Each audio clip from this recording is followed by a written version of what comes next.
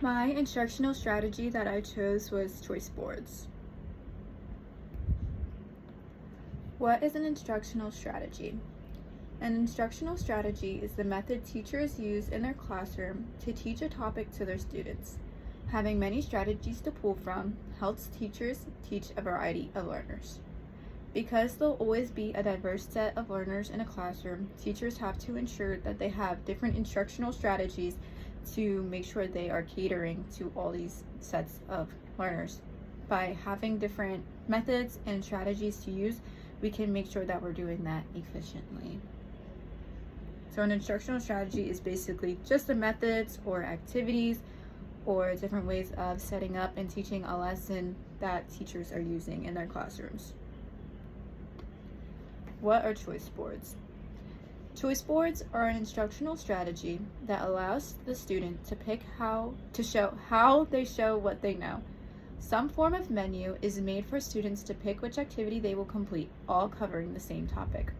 So choice boards are a menu of usually 4 to 9 different activities that students can do, but they all relate to the same topic.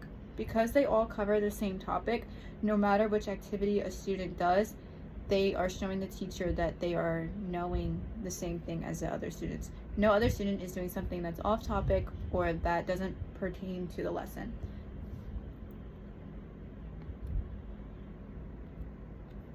Why they work.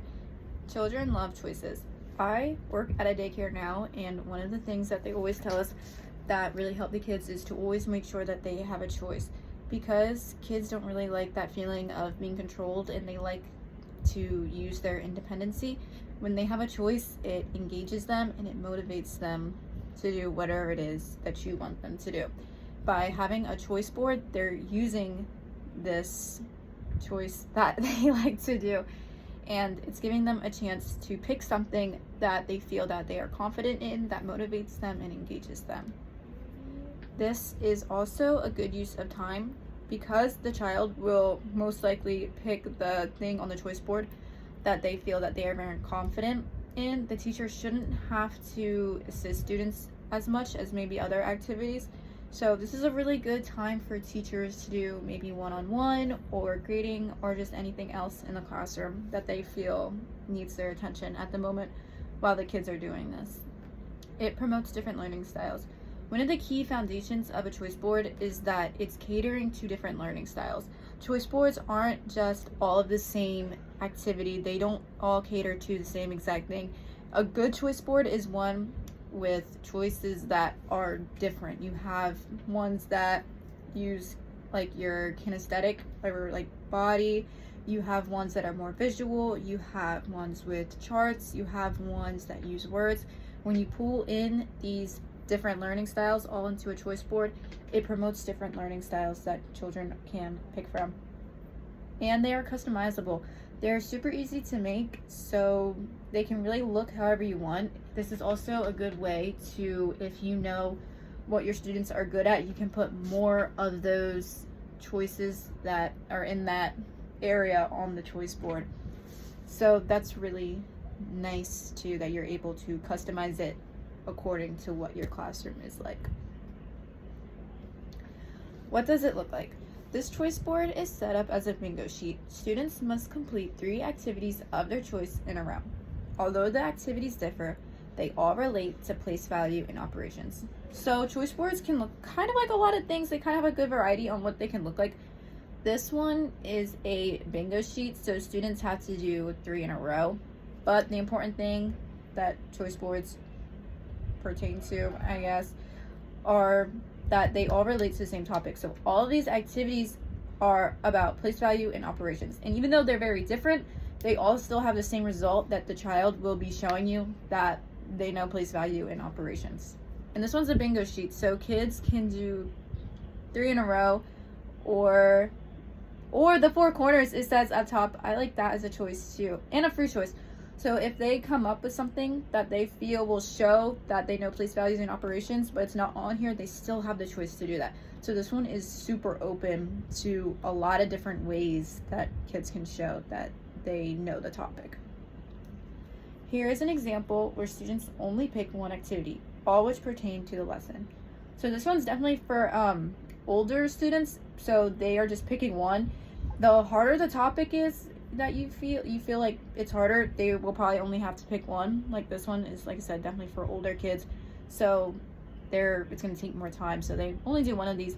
But you can see the difference between the two. Like this one is, they have like little pictures and like little clip art on it, and it's different activities, so they definitely differ in that way. That shows you like the variety of what they can look like. So like this, choice boards can be as simple or creative as you like. Tons of templates can be found with a simple Google search.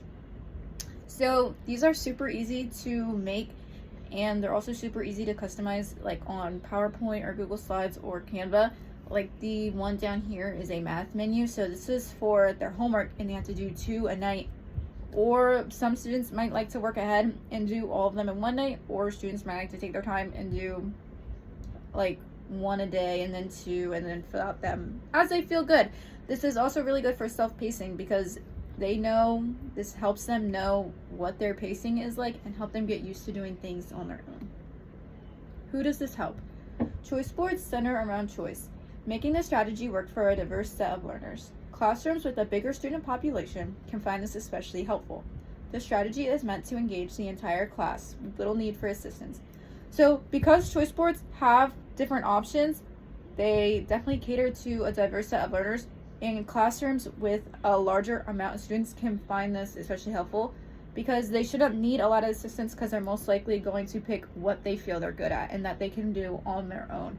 This is also really good for homework, because you're not there for them when they're doing their homework. So this is something that is definitely more of an independent activity. So if you have a large student group with a lot of different types of learners, this is really good for those classrooms.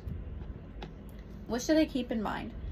Have a specific standard in mind when creating choice boards, and keep choice boards diverse.